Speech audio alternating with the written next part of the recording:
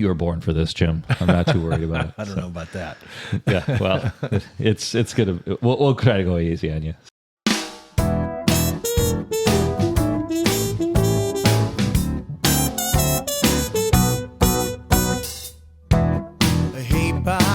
All right, welcome to Poor Decisions, a show about all things craft beverages. I'm Brian Lesbrunts, the host, and I have the pleasure today to be joined by, as he defined it, and I certainly agree, one of the OGs of our industry now, of our Michigan wine industry, James Lester from Winecroft and Marlin Winery. Jim, welcome to the show. Thanks for coming on today. Thanks, Brian. Appreciate it. So let's just dive right in. I think there's, for a lot of folks, Winecroft is almost more of a thing they've heard of but never seen, and that's sort of somewhat by definition. Jim has and his wife Daun have a small, very focused winery. They're very focused on a specific set of wines that they love to make and people that they love to share that with. And so we're going to get into that as we go along. But as we get started, just to kind of give folks sort of a high level overview of you, kind of how you ended up in this industry. I know your story really well, so I'm going to let you tell it. But I know this could be a 7-hour podcast because your story is so intricate and interesting. But you know how to tell it in a way that will give it credit for really the amazing history that you've got with our industry. So why not you just jump right in and tell us a little about yourself? Okay, I'm native of Seattle, Washington, and I ended up in the Midwest. Working on my master's degree at Andrews University. I was working on a Master of Divinity degree, actually. So a long, long time ago, I was a preacher. So people who know me know that I'm loquacious, and they're not surprised by that. But anyway, I found out pretty quickly that was not for me. And I sort of had a parting of the ways philosophically with my background. And so I really wasn't in a big mood to go back and face the family.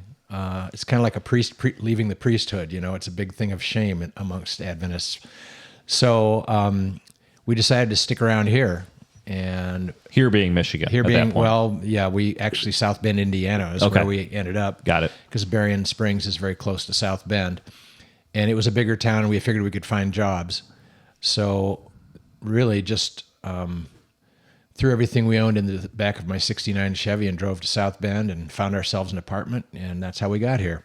How I got into wine was, that was 1976 when we made that big move, that big change in our lives. And we were pretty lonely because we had no friends, no family, and so we joined the local Unitarian church, which was the only church I could find that was open-minded enough for me. And so we all of a sudden had a bunch of really new friends, and that was a great way to get introduced to some of the people. And one of the people in that church was a Dr. Maurice Schwartz, and Dr. Schwartz was a tenured chemistry professor at the University of Notre Dame. He was 10 years my senior, and I thought he was terribly sophisticated. And Maurice would spend his summers in Europe. He would go over there and meet with his colleagues, and they would present papers on their latest research projects with each other, and just talk about their specific area of expertise. And then they would jump on their bicycles and pedal around Bordeaux and buy wine. So Maurice had a cellar full of wonderful aged Bordeauxs and Burgundies, and a few wonderful German wines, and not too many people he could share them with. And so I became his student. I didn't drink anything. Being raised Seventh-day Adventist, they don't drink anything with alcohol or caffeine. So I'd never had anything with alcohol in it. And I was almost 30 years old. And we invited Maurice and his wife Eugenia over for dinner. And I wanted to serve Maurice some wine, but I didn't know it. So I called him up and I said, Maurice, we're doing a beef fondue with little chunks of tenderloin and hot oil, and my late wife Ray Lee had made 6 different sauces to go with it, and a great big green salad. And Maurice says, well, I think a nice aged Cabernet Sauvignon would go with that. And I said, oh, how do you spell that? And so he spelled it out. Off I went to the wine shop, and I found a bottle of Simi, 1972 Simi, from Healdsburg, Sonoma County, Cabernet Sauvignon. And then the proprietor of the wine shop happened to be there, and he said, you know what would really be interesting is if you had a French one to pour right next to the California one. And so this was 1979 when this happened, of course, and the Paris tasting of 76 had happened. Yeah. Yeah. So this whole idea of comparing U.S. wines to French wines was kind of in the air. And so he gave me a bottle, he sold me a bottle of Mouton Cadet, which is, the Chateau Mouton Rothschild's ubiquitous Bordeaux brand, where they buy, basically wine and grapes from everywhere and make a giant bottling. And it's called Mouton Cadet. So I had a bottle of 76 Mouton Cadet and this 72 Simi. We had also invited over the minister of the church, who happened to be a woman. Yes, Unitarians were ordaining women a long time ago. And so we had Maurice and Eugenia and Patricia Bowen, the minister of the Unitarian Church, and we had this wonderful little intimate meal. And I love fondue because basically you have to cook every bite. Yeah. So, it takes a long time, and it's a great type of meal to have with people that you want to have a great conversation with. So about 3 hours later, the meal ended, but Maurice opened the bottles because I had no idea how to use a corkscrew. And I just remember the aroma filling the room when he pulled the cork. And I thought, oh my goodness, that smells wonderful. I'd never smelled wine before either, and I just loved the aroma. And so I'd bought a set of wine glasses, and Maurice poured the wine, and we sat down to the meal. And everybody just started saying, this wine is beautiful. This is going so perfectly with the meal. And I thank Maurice. Thanks for making the suggestion, because I know nothing. And anyway, about halfway through the meal, I thought, you know what? I've never spent this much money on a little bottle of liquid before. Right. I'm going to taste this stuff. So Maurice poured me a little bit, and he told me about how to swirl it around to throw the molecules up in the glass so you can actually smell it better. And then he started talking about how the wine would go with the food. And he says, now take a little piece of the tenderloin and cook it, and then dip it in this particular sauce, put it in your mouth and chew it up, and then chase it with a little bit of the wine. And he says, you'll notice how the wine changes the food, and the food changes the wine. And then after you're done with that, take another sip of the wine all by itself, and just notice the differences in the flavors, And I remember thinking, okay, I'll try that. So I took a piece of the beef and I put it in my mouth and I chewed, and then I took a little swallow of the wine. I'd never had wine in my mouth before. And I remember this very warm, nice sensation, which probably was the alcohol. Right. That I never experienced before, but the flavors were what were just amazing. I just couldn't believe how many flavors were in this wine. And of course I had Maurice right there to be a sounding board. And that was my very first taste of wine at the age of 29, and I was in love. I just immediately loved it. Well, Maurice was quite tickled that I liked it, and so he loaned me some of his books. He had quite a library of wine books. And one of the books he loaned me was a book about American wine. Another book was a Hugh Johnson, Frank Schoonemaker, I think it was, most people don't even remember that guy, but it was an old book, and I read these books. I read them in a week.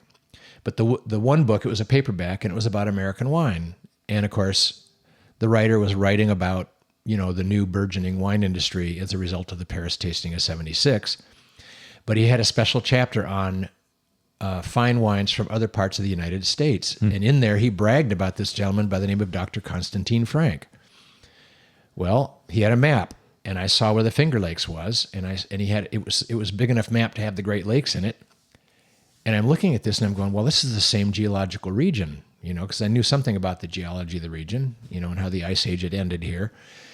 And so they're growing in glacial soils. They're growing next to bodies of water. And I'd already read in Maurice's books that wine does best on a slope near a body of water, whether it's a river or the ocean or whatever, or a giant lake. Right. And so I thought, well, gosh, Constantine Frank was the first person to succeed growing Vitis vinifera east of the Rockies since Thomas Jefferson failed, at Monticello. And of course, back then they didn't know that the phylloxera was eating their grapes. But he just found out they just wouldn't survive in that Virginia climate. Yeah. So now I'm reading about this guy and I'm going, maybe it's possible to grow vinifera here. I really wasn't interested in the hybrid grapes because I wanted to grow the grapes that were responsible for that fantastic Bordeaux I'd tasted. And so I read that Constantine Frank had planted Cabernet Sauvignon, and he had a clone of Cabernet Sauvignon that survived the winters in New York. So I called the winery. And of course, that was back in the days when we had long distance. So I got Willibald Frank on the phone, Constantine's son. Constantine had passed away, I think, in 75. And Willie had taken over the business, and he was explaining about the history of his place and how his father had brought cuttings over from France. And they had made wine out of these different cuttings and grafted them onto these various rootstocks. And they'd figured out the right combination of rootstock and cutting and were able to get them through the winter.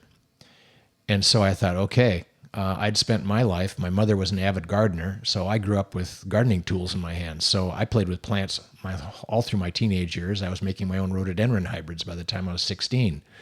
So I loved plants. I knew all about plants. And so I immediately got interested in viticulture because, hey, wine comes from a plant. And of course, I was fascinated by the stories about the soils, the different types of soils and how they can affect how the wine tastes. That all fascinated me. I couldn't find any Constantine Frank wine in the local wine shop, but I did find out, Willie told me that they had a nursery there, so I couldn't believe it. I said, well, can I get vines from you? And he said, well, of course. And I said, well, how much are they? I'm thinking they're going to be $100 a piece. And he said, no, they're $2.25. And I'm going, well, why are they so cheap? And he says, well, we don't make any money at this. He says, but it takes about 800 to 1,000 of them to plant an acre. So if they were any more money than that, nobody'd buy them. Right. So he said, it's one of the ways I keep my workers busy during the winter when there's nothing to do in the vineyard is we graft grapevines. So I said, well, then I want a dozen. And I bought a dozen vines, of Cabernet Sauvignon, Cabernet Franc, Merlot, Gewürztraminer, Riesling, Chardonnay, and Pinot Noir. A dozen of each. Yes, a dozen of each varietal. Yeah. And I had a friend who had a farm out in Galeen, which is not too far from the lake. I think about 8 or 9 miles from the lake. And I remembered it had to be close to the lake. And he was the only person I knew that had a farm near the lake. So his name was Bud Kyle. And I said, hey, Bud, you have a big garden at your place. You guys grow a lot of vegetables. Oh, yeah, we love it. And I said, you like wine? Oh, yeah, I love wine. I said, well, I've got this little project. And I says, living here in South Bend, I don't want to try to grow them here. How about we plant them at your place and you take care of them? I'll put them right next to your garden and I'll give you half the wine. I just want to get started. I want to learn how to do this. And he said, okay.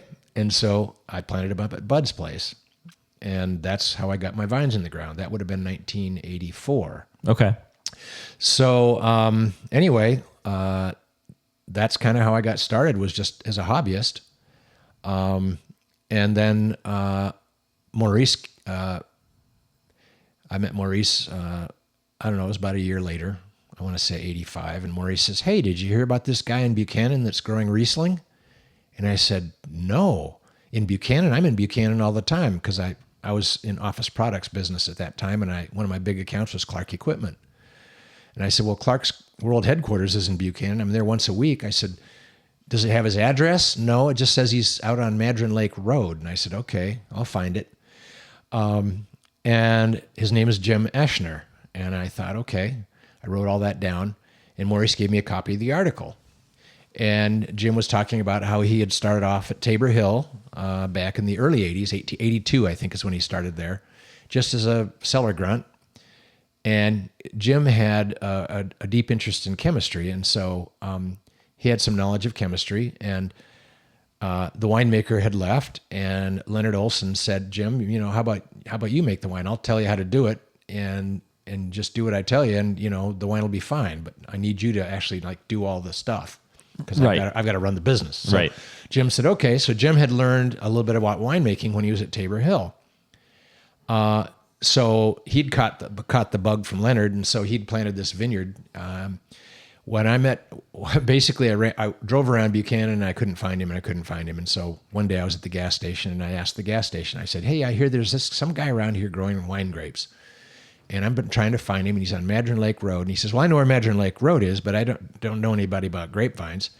The guy standing behind me in line, he says, oh, you're talking about my neighbor, Jim Eschner. And I said, yeah, that's the guy. He says, well, follow me home. I'll show you right where it is. So I left it. Nobody was there. I left the note on Jim's door. Hey, I've got some vines over in Galeen. We should talk. And long story short, Jim's wife had just left him, and he was thinking of selling the vineyard.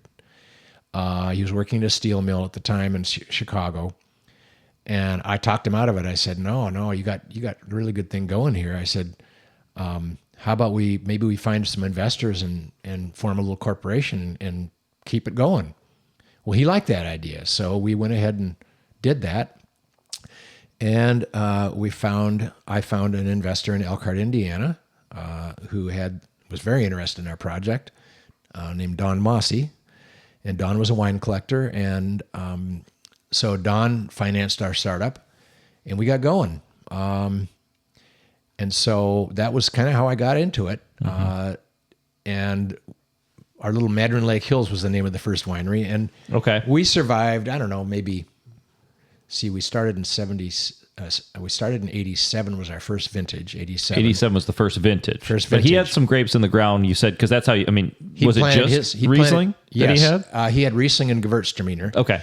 And then just because he was curious, he had planted an experimental plot, and he had 20 different varieties of grapes growing in there. I mean, all kinds of weird stuff. He had some Italian grapes. We had Rakatsatelli from Georgia. What was it at that time? Soviet Georgia. Yeah. We had Mzvani. I mean, we had Refosco, we had Barbera, we had Pinot Gris, which of course Pinot Grigio, people know that as. Pinot Noir, Chardonnay, all kinds of things. And so I said, well, I had that experience making a few little things in my basement at that point. And so I said, well, there's going to be grapes this year. How about I make all the experimental wines, And he says, yeah, go for it. He says, they're just going to go to the birds. So I made a whole bunch of different little batches of experimental wines that year out of those grapes. And we got an investor, and we had these little batches of wine, and they all turned out really wonderful. And what really struck both Jim and me was how much like the Italian varietals tasted like Italian wines, and the French varietals tasted like French wines. And we couldn't figure that out. How it's not like we were genius winemakers, So we knew it had to be our soil, and it had to be our microclimate. So I started looking at the weather data. And lo and behold, I found out that Southwest Michigan has a climate during the growing season very much like Bordeaux and Burgundy, and like parts of northern Italy. Yeah. So I wasn't, that kind of explained it to me, being a plant person. And so I got really excited because I'd read about how the Paris tasting of 76, how the French had actually mistaken a California Cabernet for their, and chosen it as the best wine in the tasting. And I was very inspired by that. And I thought, well, gosh, I'm not an expert winemaker, and already my wines taste like some of these wonderful classical European wines that I've been buying and tasting, thanks to Maurice's books. Yeah. So we'd put our kids to bed, and Rayleigh and I, my late wife Rayleigh and I would pour a glass of wine, and 1 month we'd study Chardonnays from wherever we could find them. 1 month we'd study Pinot Noirs. 1 month we'd study Cabernets. 1 month we'd study Merlots. And I started keeping copious notes and everything. And pretty soon my friends all thought I was an expert and started calling me up. Hey, Jim, we're doing this or that for our dinner. What would you suggest? Yeah. And yeah. So, even though I was a rank novice, in my social group, I was considered somebody that knew something about wine. But being a plant person, I also was growing the vines. And so I really am happy that happened to me because I really think that in order to really understand our business, you really do have to be a grower. And that's why I really have a lot of respect for the growers in our region, because really this is an agricultural product. A vine has to be growing in dirt, and somebody has to tend that vine and harvest the grapes and get healthy fruit to make good wine. So really, and there's a saying in the wine business, great wine is made in the vineyard. And I would say 90% of a great wine is definitely what you do in the vineyard. Maybe 80%, okay, whatever. But really, the winemaking process, while it's vital, it's really, you can give Thompson seedless Thompson seedless grapes from the grocery store to one of the best winemakers in the world and say, hey, you're a great winemaker, make me a great bottle of wine, and they'll laugh at you because they know that all they can do is make a technically correct, boring wine out of those grapes. Right. I think a lot of people don't understand that. Most people in the public tend to think of winemakers as miracle workers, and I always joke and say that, the last guy that did miracles with wine got crucified. So. Right. A story that was part of your history, so you could speak with some authority on that, exactly. on that story. Poor Decisions is presented by Fen Valley Consulting Services. Fen Valley Services is a specialized division of Fen Valley Vineyards dedicated to providing expert winery management and consulting services. With over 50 years of industry experience, we help farmers, winemakers, and wine marketers build successful, sustainable businesses. As a trusted winery management company, we offer customized, consultative solutions tailored to the unique needs of each client. Whether you need assistance with winery or tasting room operations, complete winemaking services, e-commerce support, or something else wine-related, our team of experts provides the experience and hands-on support needed to elevate your winery's success. Learn more at www.fenvalley.com. Well, I think while Fen Valley and Winecroft are very different in so many ways, one way where we are very similar is in how much time and energy we spend taking customers out into our vineyards. Absolutely. And we do it for exactly the same reason, which is I tell people as winemakers, our job one is to sort of not screw up all the hard work that happened out in the vineyard and all the things we get from Mother Nature in any given year. And then we can decide if we can impart some style if desired. Yes. So your point is I think we can be as little as 5% to maybe 80%, depending on if you're going to do some stylistic changes. Correct. But you're right, 100% on the quality and really the underpinnings of all the flavors, aromatics, colors, everything is what's coming in off the vineyard that particular year. Yeah, it's a determining factor, really. And the winemaker, his or her highest duty is to be as true to that fruit and be as careful to make sure to translate all the beauty in that fruit into the wine. That's our job. We're more like a midwife.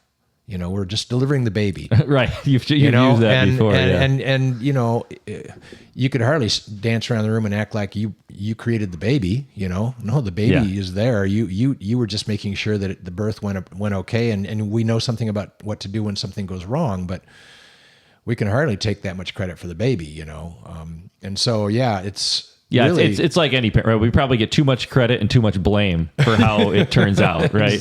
Exactly.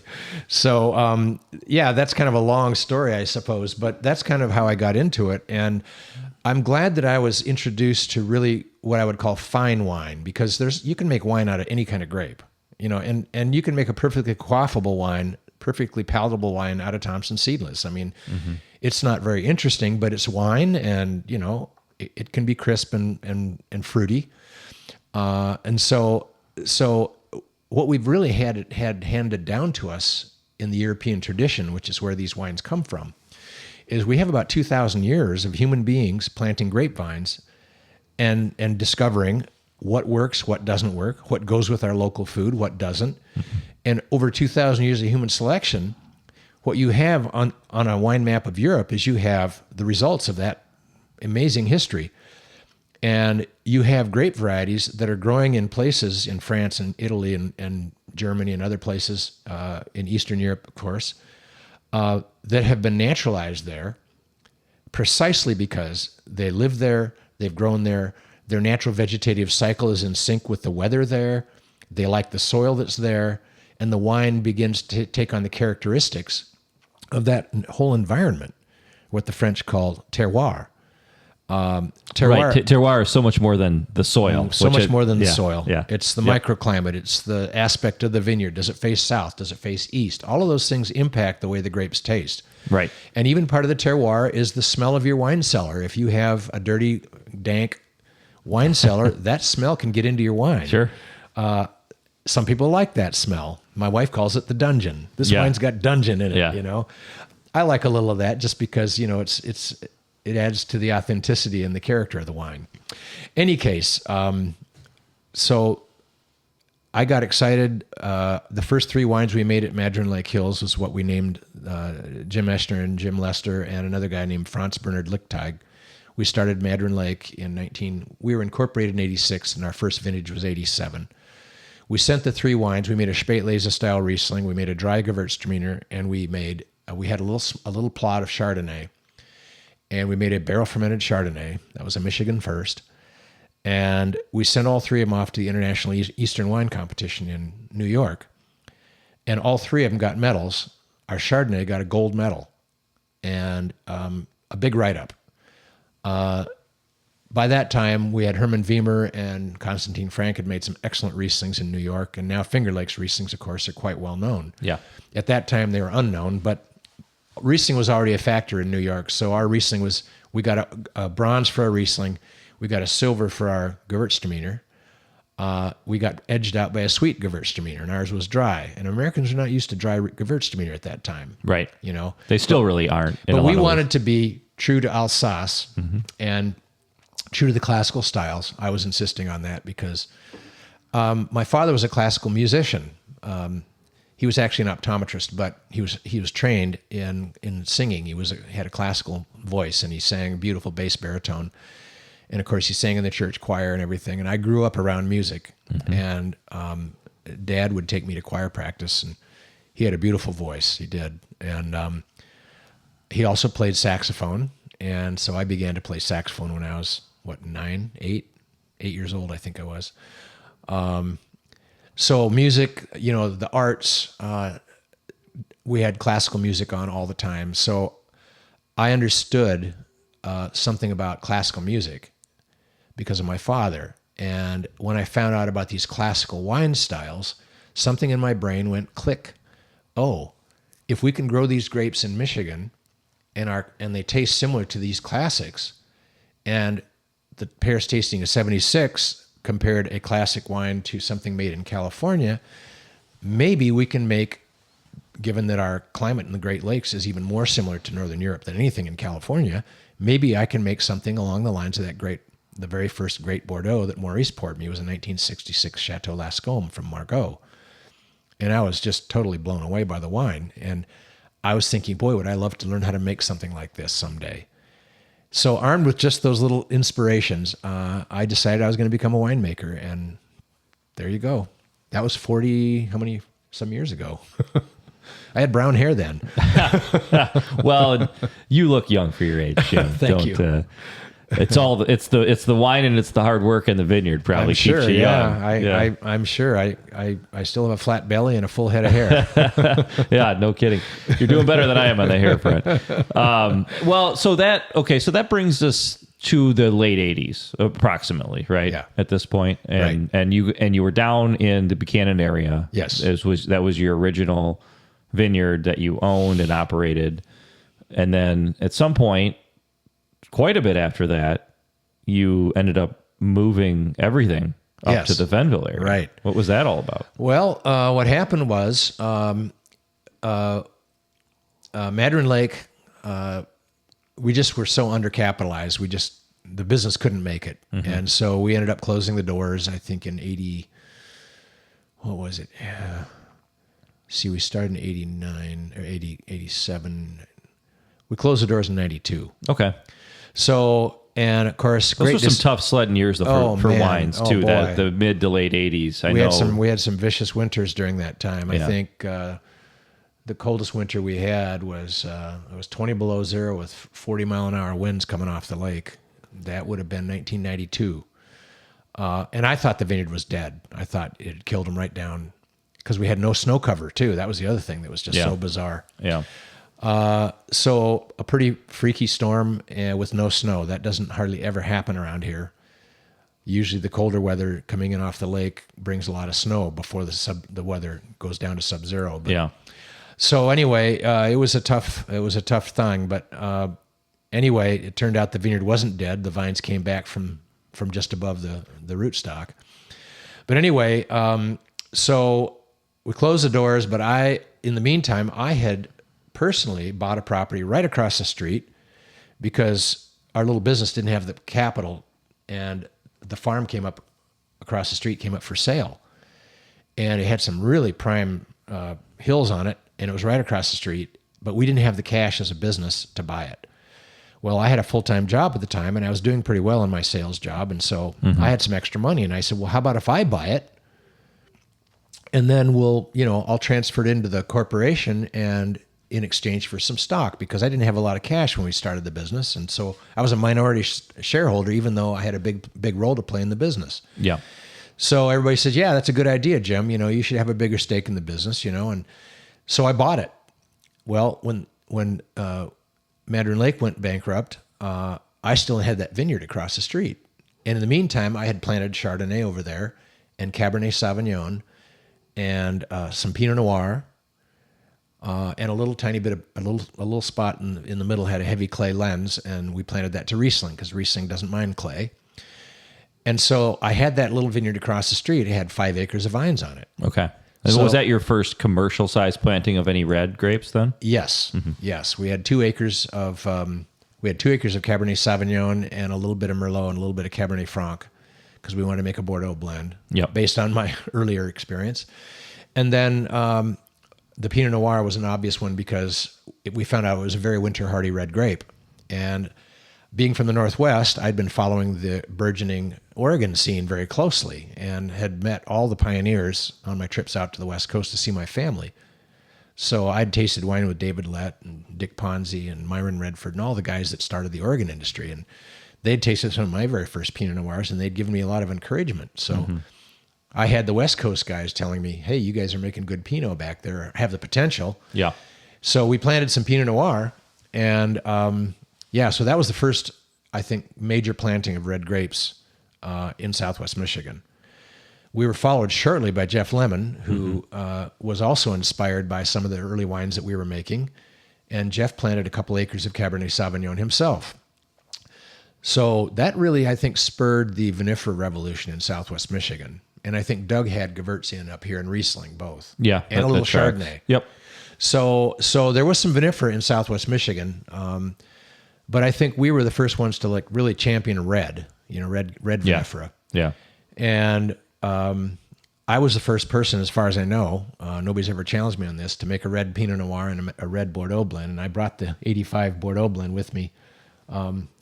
The only bottle left in existence. Which I know we looked at this on the way to the studio, and little hand labeling on that, but this was press type, And this was from the experimental lots, though. Yes, this was not from your production. No, this acreage was from Mandarin Lake Hills experimental. Yeah, I think I made like a couple carboys of this wine. So I had like 3 or 4 cases of it is all. And that's the last bottle. This is the last bottle, and I made this wine in my basement. For the barrel aging, I used oak chips. Sure. Well, you wouldn't have been able to fill a barrel. That's right. I mean, that would have been half the problem. The blend is 50% Cabernet Sauvignon, 45% Cabernet Franc, and 5% Merlot. And it just says, produced and bottled by James G. Lester from the James R. Eschner Vineyard. So there you go. Yeah. Anyway. That's fantastic. I had to recork it a couple of years ago, and of course I tasted it. And so because you felt the cork was failing, it was leaking? I didn't have a good cork, and so the cork was failing. It was down to what you call high neck, low shoulder. And so I thought, I'll put a new cork in it. So I had some really good high quality Portuguese cork, and I pulled the cork and I tasted it, of course. Yeah. And it tasted like a nice old Bordeaux. I mean, it tasted exactly like a nice old Bordeaux. So I topped it up with my current Bordeaux blend. Okay. I was going to say, how'd you get the bottle back to full? About a half inch of wine is all it took, and then I put a brand new cork in it. So, have you done this operation a lot? Recorking? Is this somewhat unusual? Yeah, not really. Some of my old Chardonnays I've recorked. Yeah. I've been surprised. I mean, some of my magnums I started putting up big formats right away because I figured, some of these might be historic wines, and who knows? It'd be fun to see how they age. Yeah, bigger the bottle, the better they age. They age slower in large formats. So I have some pretty old large format bottles, and I have recorked a couple of those. And it's surprising. I opened a Magnum of 2000 vintage Chardonnay recently, and the wine was fantastic. I mean, it had turned a little golden, but it was still tasted quite fresh. I opened a bottle of the 98 Wyncroft, which won the gold medal at the Michigan State Fair. Yeah. Opened one of those recently, and it was in perfect shape. I mean, it tasted like the day I bottled it. So, I mean, they do age really well.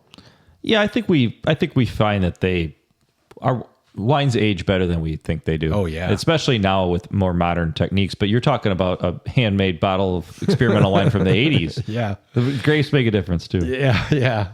But and I think really, I tell people this all the time, the grapevine doesn't know whether it's growing in France or whether it's growing in Southwest Michigan. Mm-hmm. It does know whether it likes the microclimate and the soil you put it in, because these vines evolved in a certain place, and so their vegetative cycle is geared towards where they evolved. So the buds come out in the spring, they flower, the grapes form, and the grapes ripen just in time for the birds flying south, because essentially grapes are bird food. Right. The birds eat the grapes and they fly to the next tree and they drop the grape seeds in a perfect little pile of guano, and up comes a new grapevine. That's how Mother Nature designed grapes to be. Well, once humans figured out that we could make wine out of it, we've been fighting the birds off ever since. The birds still think it's bird food. Yep. And it is. So anyway, so I figured, hey, our climate is similar to France. We're growing the same vines they're growing over there. I buy the same barrels that they're using. Now I can even get the same yeast they use over there and the same malolactic strain. So let's try it. So the only thing different between my wine and if its French equivalent, a classic Bordeaux, for example, the wine I brought today, Yep. Is that I grew the grapes in Michigan. Everything else is the same. The French totally get this. Whenever I go to France, I always take my wine with me, and they're very polite, because a winemaker visiting a chateau or something, and I'd say, "Would you like to try my wine?" "Oh, but of course," they say. Yeah. And I can tell, when they taste it, they're really impressed. When I was in Burgundy, I was pouring my Pinot Noir for 3 winemakers, and one of them, after he's smelling it and tasting it, he turns to me and he goes, "Where's Michigan?"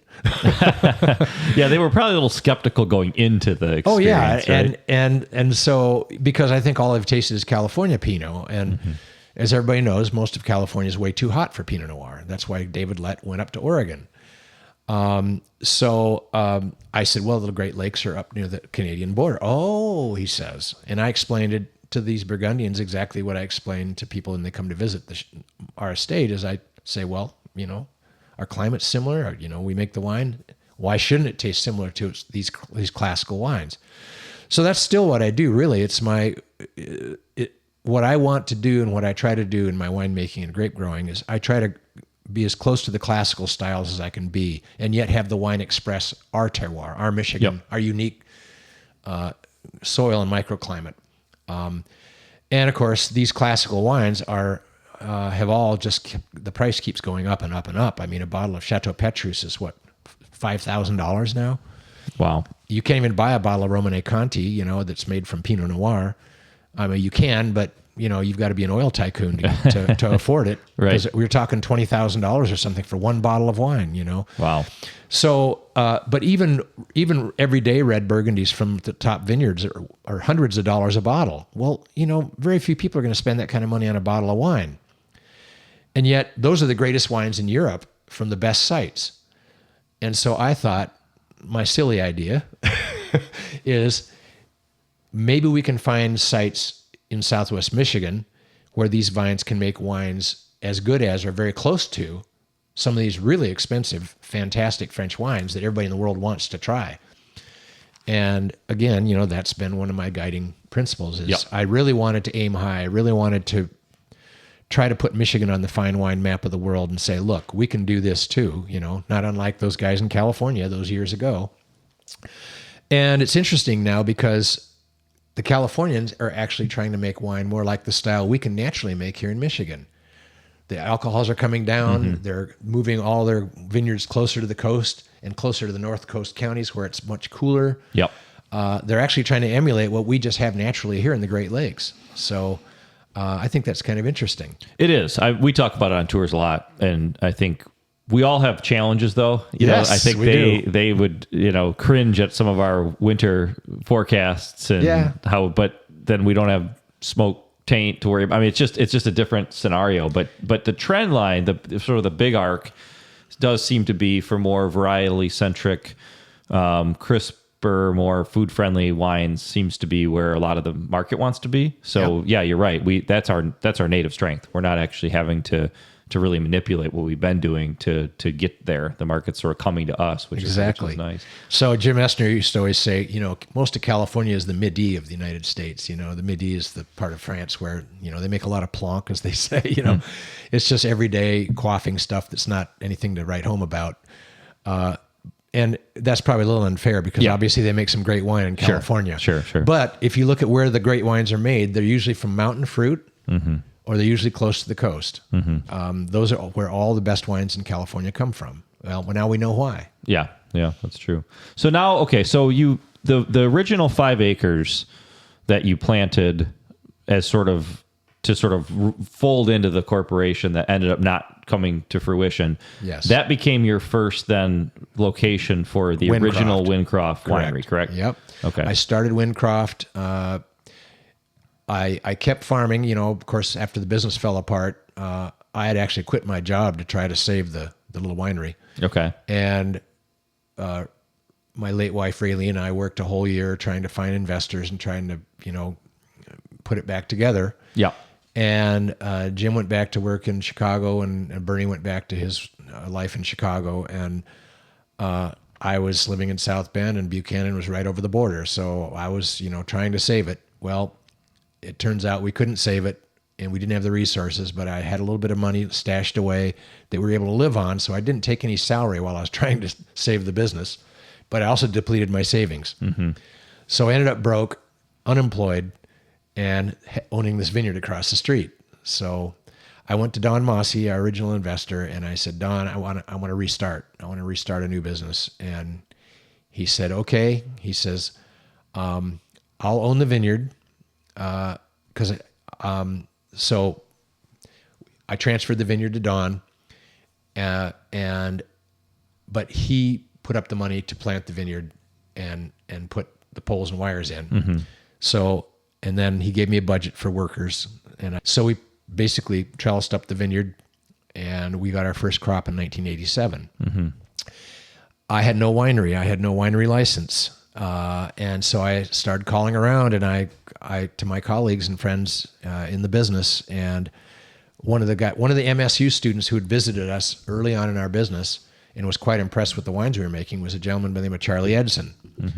And Charlie was a student with Dr. Howell at MSU, and Charlie had married a woman from MSU and had started a winery up in Traverse City area named Bel Lago. And I'd kept in touch with Charlie. And Charlie, we'd become pretty good friends. And so, anyway, I'm getting ahead of myself here. First, I looked around in the neighborhood, tried to find Tabor Hill didn't have any room. St. Julian didn't have any room. Nobody had any room near me. Yeah. For me to put the wine in, except Doug Welsh at Fenn Valley. Okay. I talked to Doug, and Doug said, Jim, he says, I think you're a real asset to our industry. Yeah, I'll help you out. I've got a great big winery, and I got some spare. How much kind of wine are we talking about? And I said, I don't know, maybe 15 barrels. He says, I can fit 15 barrels in my winery.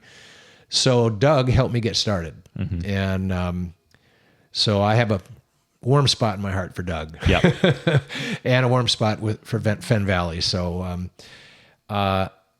anyway, long story short, we started Wyncroft down there, and I made my first batch of wine at Fenn Valley. And then I can't remember exactly what happened, but Doug needed me to move the wine out. And so I still hadn't had my own space, and I didn't have my own license yet. So I called Charlie Edson, and Charlie said, yep, you can move them up here. Okay. So we loaded all those barrels into a semi and drove them all the way up to Traverse City. Which from here is about 3 hours at least, especially with a semi full of barrels. And it was 4 hours from South Bend. Yeah. Where I was living. So now my wine was 4 hours away. So, but Charlie had an excellent wine cellar, temperature controlled and everything. And so but I had to drive 4 hours up there to top up my barrels and check the sulfurs. And but your goal was still, you were trying to get your facility up and running at this point, right? Right. Exactly. Okay. I didn't know how I was going to do it. I was still living in South Bend. I still had a full-time job. So this is all doing this part-time. Yeah. So on weekends, we would literally jump in the car, drive all the way to Traverse City, test the wines, take care of things, make sure everything was okay. Talk to Charlie, taste all his stuff that he's been working on. And, we did a lot of conferring with each other, and then drive back home, go back to work. Yep. And then in the evenings after my day was done, I'd go up to the vineyard and work on the vines. And so I was farming until dark, working all day in my business, which was, at that time I was working for an office products firm out of Chicago called Publix. And so I had a home office, so I still had the same territory. So I was in the territory, but I was farming part-time, which is hard to do. Oh, yeah. And so anyway, and I farmed 2 years. I farmed the vineyard without a tractor. Impressive. I had to borrow a neighbor's tractor and a neighbor's sprayer to take care of the vines. But anyway, we finally brought in the harvest in 87. I'm sorry. I'm talking about Madron Lake now. Yeah. Let me forward back. Winecroft. First Winecroft vintage was 1998. That sounds right. So we started farming in 95 after, it took me a couple of years to get my feet under me. And then we started farming the Avonlea vineyards, what we called that vineyard across the road from the original Madron Lake vineyard. Okay. I started farming Avonlea in 95. And by 98, we had a full crop. The vines had recovered. We'd done some replants, and we had a full crop and no place to make the wine. And that's when I called Doug Welch, and he said, yes, you can make it up here. Yep. So then I ended up at Bel Lago. I actually bottled the wine at Bel Lago, and Charlie let me register my name, Winecroft, under Bel Lago's license. Mm-hmm. And then he paid me a 90% commission for selling my own wine. And Okay. He kept 10% for housing me there. Right. And that was the legal way that I got into the wine business. Yeah. So I had bought a secondhand van, and but I had quit my job at that point with the office supplies company. So I was like, all I had was this wine that I had made at Fen Valley. Right. And so we loaded up the van with wine. We drive up to Traverse City, load up the van, drive down to Detroit, make sales calls. I had a cell phone by that time, and Ray Lee would dial the number and hand me the phone, and I'd make sales calls all the way to getting to Detroit to set up appointments. And we just started calling the restaurants, the top restaurants in town, because I figured they would understand what I was doing. Mm-hmm. And I figured if I could get my wine into the top restaurants, then I figured the trickle-down theory would work for me, that these restaurateurs would start talking about the wine, and their best patrons, who obviously liked wine because they had good wine lists, would hear about me, and I'd get my first round of customers that way. That was kind of my thinking. So I called up Jim Lark, who had the Lark restaurant, a very famous restaurant, kind of an institution in Detroit. All the big automotive executives knew Jim Lark, and a lot of wine and dining went on at the Lark. Called up Jim Lark, and I had my 98 Chardonnay that I'd made at Fen Valley and then at Bel Lago. And Jim said he was skeptical, but I told him I had made the Chardonnay, and he said, I didn't even know we could grow Chardonnay. Well, we do. And I told him my little story about it. It's like Burgundy here. And I brought the barrels over from Burgundy, and it's made just like a white Burgundy. He said, okay, you got my curiosity up. I'd like to taste it. So he gave me an appointment. I went to see Jim Lark, and Jim was showing me all of his restaurant and everything. And then he says, okay, let's taste the wine. And he got some cheap Libby glasses out. And I said, no, Jim, I said, you have any Riedel? He says, yeah. And I says, this wine needs a good Riedel glass. And he goes, okay. I think he must have thought, who's this guy think he is? You know? Yeah, right. So he brought out the Riedels, and I poured it for him. And Mary, his wife, was on a ladder setting up some vases of flowers.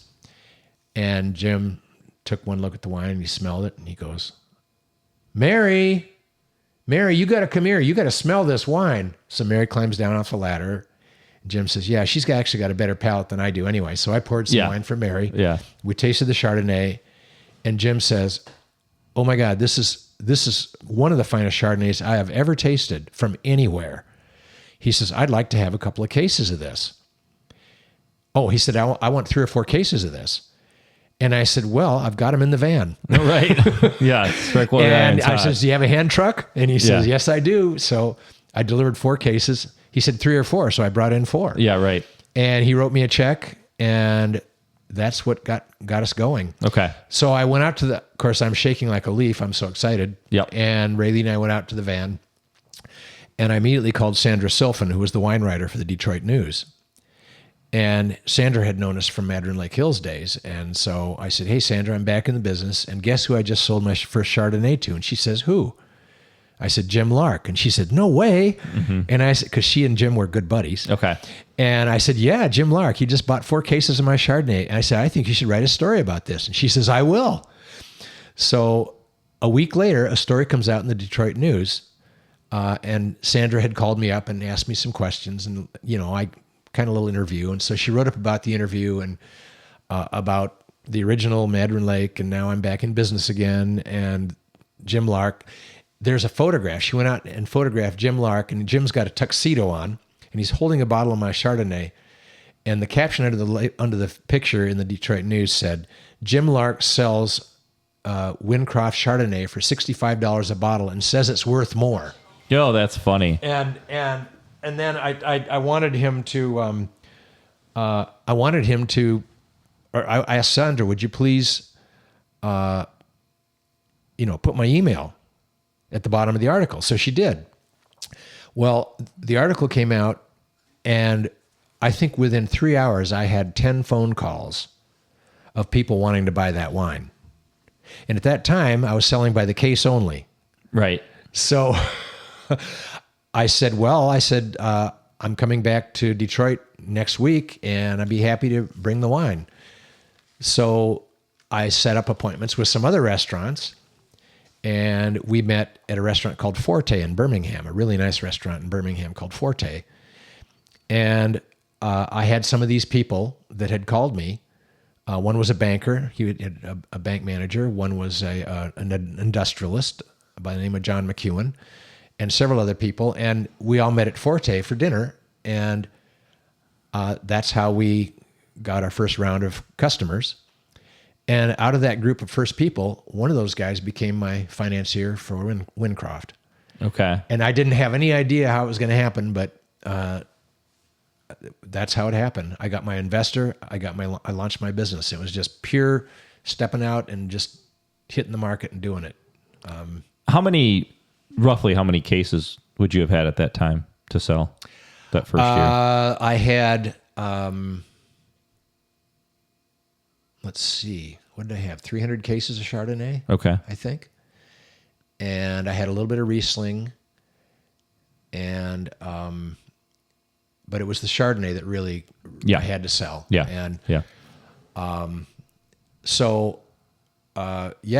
think at the end of that year, we had sold out, just driving around the state, calling in restaurants and picking up customers. And we started building our private customer mailing list, and we had sold out. We sold out that Chardonnay, and we sold it for $30 a bottle, which at that time was a ridiculously high price for a Michigan wine. Sure. And we sold it by the case only. So I had several people say, well, I'd like a few bottles of this. And I say, well, I only sell it by the case. And they go, oh, well, then just give me a case. Yeah. And I thought, wow, selling it by the case is working, So I just sold it by the case, and at the end of the year, we'd sold 300 cases of wine at $360 a bottle, a case. Yeah. And, that was my startup cash. So we were able to live on that and pay our bills. We kept our expenses low, and it was just a real hand-to-mouth existence, but that's how I started. Okay. I love it. I love it. And that gets us to about the year 2000, then I would think. Somewhere in there, right? This was the late 90s. And, Yep. So you're operating out of Buchanan. Now you're going to parlay this first 300 cases of Chardonnay into a winery? When do you start making the wine in your own facility then? Well, once I met John McEwen, who was in that first group of people that called me up after he read about me in the newspaper. Yep. John advanced me enough money to buy equipment, and I bought a small 1-ton press, and I bought the essential equipment you need, a few pumps and a few things like that. Mm-hmm.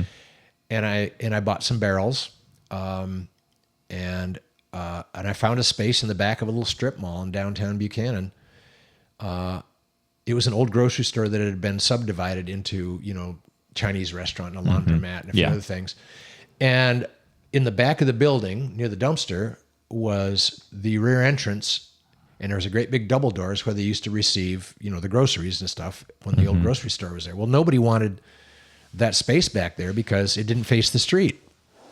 Sure. And everybody wanted the other side of the building that faced Front Street, which is the main drag through Buchanan. Well, I said, I'll take the back space. Yep. And the lady that owned the place, she said, well, it's $500 a month. And I said, okay, I can afford that. So we literally moved into the back of an old grocery store. Okay. And we had the double doors so I could move the equipment in and out. And that was our beginning space. We modified it. We put in a floor drain and we put in the 3-phase electric, and so we could run the equipment.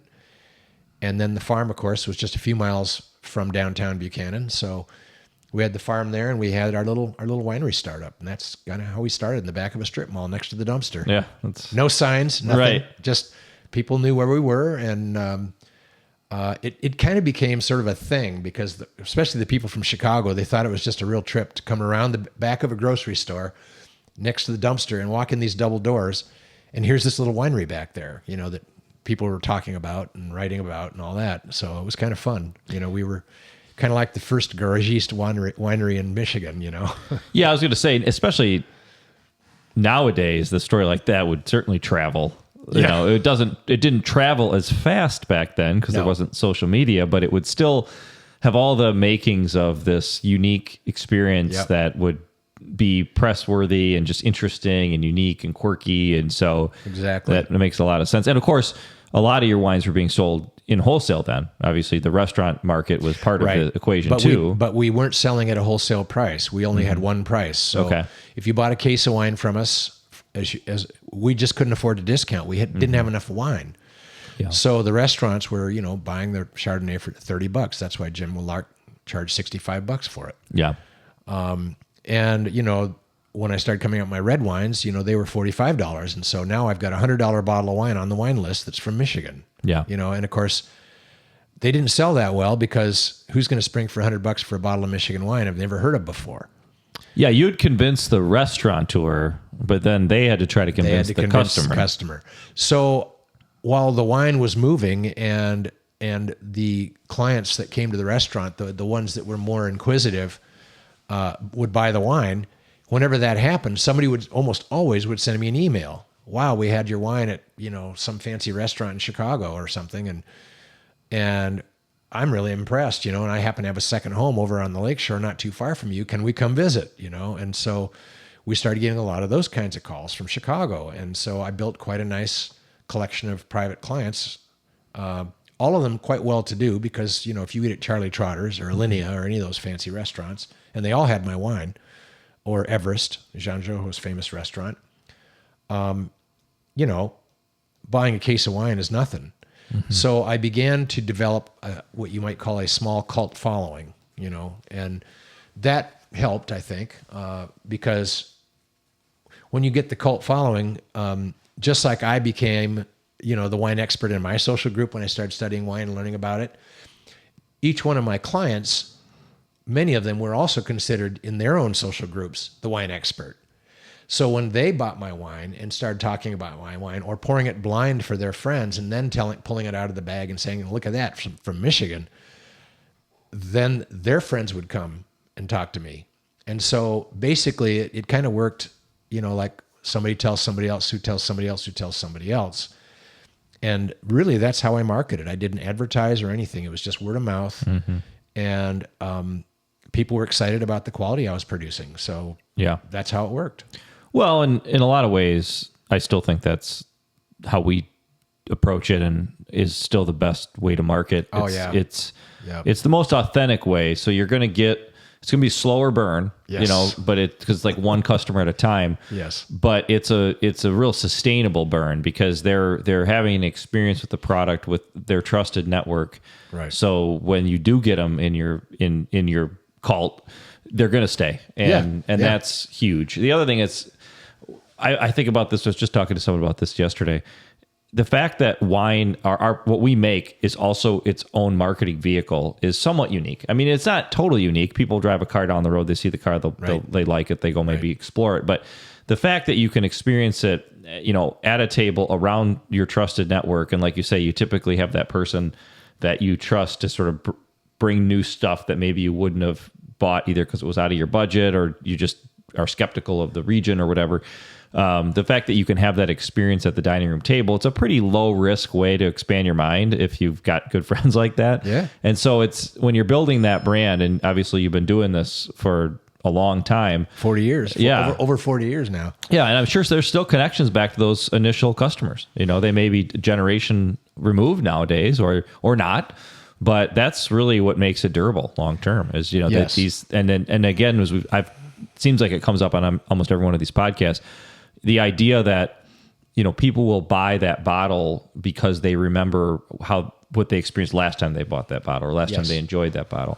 And so that is also, again, a very sustainable thing because we want to hold on to those memories. We want to relive those memories, and wine is a way to sort of bring you back to that time period.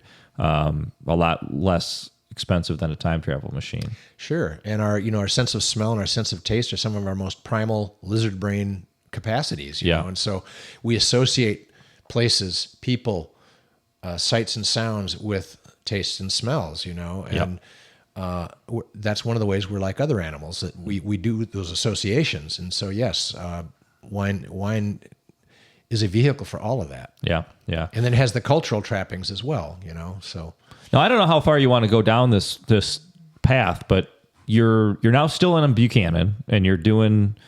You sort of. I imagine at this point you're feeling like, all right, we're on to something, right? Yeah, you know, the wine selling. You know, it's not an easy. It was job. a hand to mouth existence. Yeah, I'll tell you. yeah. I mean, we were. You know, we weren't taking a salary. We were just taking enough money out of the business to pay our bills. Yeah. Pay the mortgage just in time. Pay, you know, and I would have to literally. I had to feed my bank account myself.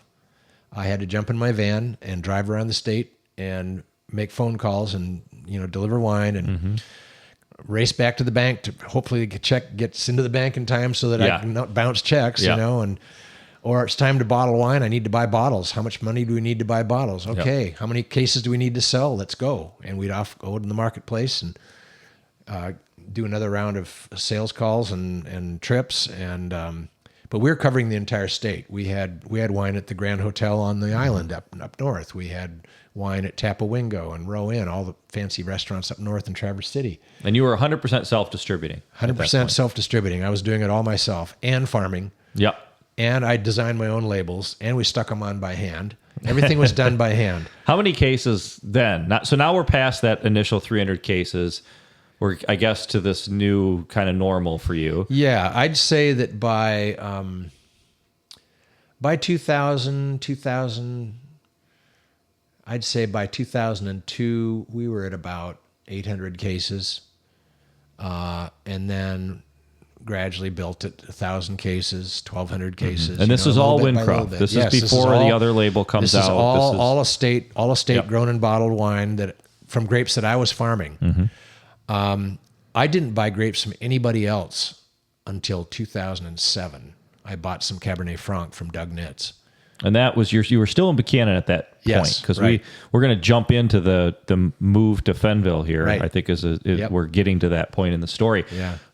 But by then, so somewhere in there, somewhere between 07 when you introduced Marlin, or was that just to augment what you needed for Wyncroft? I actually released that wine in 2010.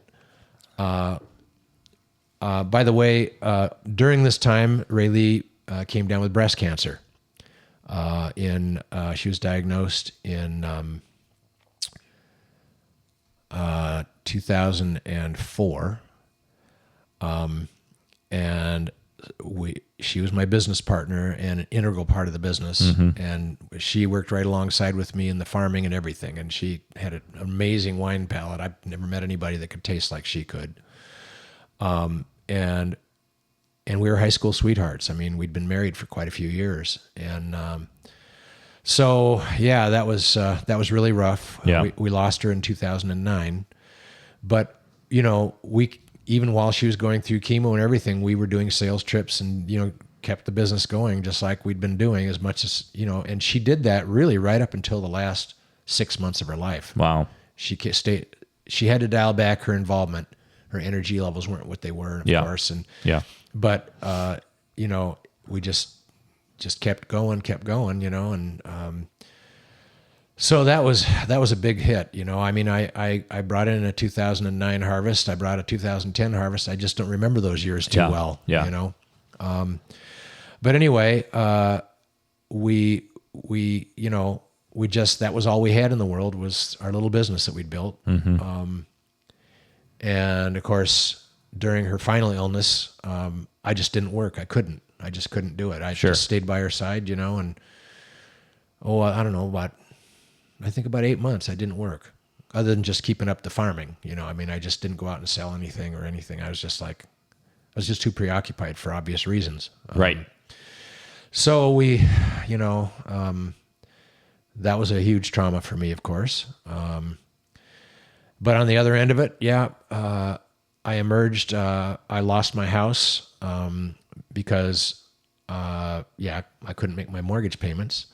Yeah, because you had to be out selling wine. And the mortgage company said, "Don't worry, Jim. The government's coming up with a plan. There are a lot of people like you with underwater mortgages, and all this." And I believed them foolishly. Anyway, end of the day, they repoed my house. And so all I had was a used Ford Explorer to drive my wine around in. And basically, I moved into the winery. I had a cot and a sleeping bag, and I lived at the winery. So that's what I was doing. And this would have been what year? That would have been 2009, 2010. Okay. And 2011. And so we're also going through a financial crisis in that time period. Correct. And just about every headwind you could experience, you're experiencing at the same time. Exactly. Yep. So I basically lost everything except my business. Well, then my landlord decided to kick me out of the winery. The grocery store winery. The grocery store place, okay. Yes.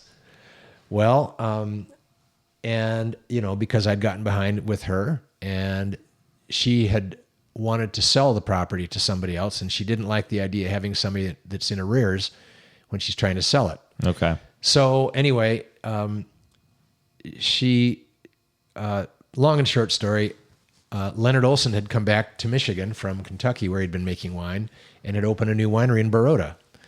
And of course, I knew Leonard from way back when. He was one of the first winemakers that I ever met in Michigan, and Leonard had been kind of following what we were doing, and since Jim Eschner had originally worked with Leonard at Tabor Hill, we just kept in touch over the years. And when Leonard moved back to Michigan, he came to visit me. And he had rented this great big place. It was an old auto dealership in downtown Baroda. And while I'm being basically told I had to leave, I had to, get my wine out of there, I had no place to put the wine. Well, you can't put wine out on the sidewalk. Right. It has to go from a bonded facility to another bonded facility. Right. So Leonard said to me, "Jim, you can move your wine over to my place." And so Leonard and his sidekick, a wonderful man named Joe Johnson, came over and literally helped me move the barrels. We hired a forklift, and we moved the barrels by a U-Haul truck over to Leonard's place. And that's how I survived that whole ordeal. And so we moved in with Leonard, and I just kept going. And Leonard didn't charge me any rent or anything. He just said, "Jim, people have helped me out over the years. I'm going to help you out." So that's kind of how that got started. Yeah. Well, my son was working with me at the time, Eric, and Eric had gotten married, and he was living in a house and overseeing a wealthy Chicago, and he had a really nice second home in New Buffalo area and owned about 150 acres around his house. Eric got a job being the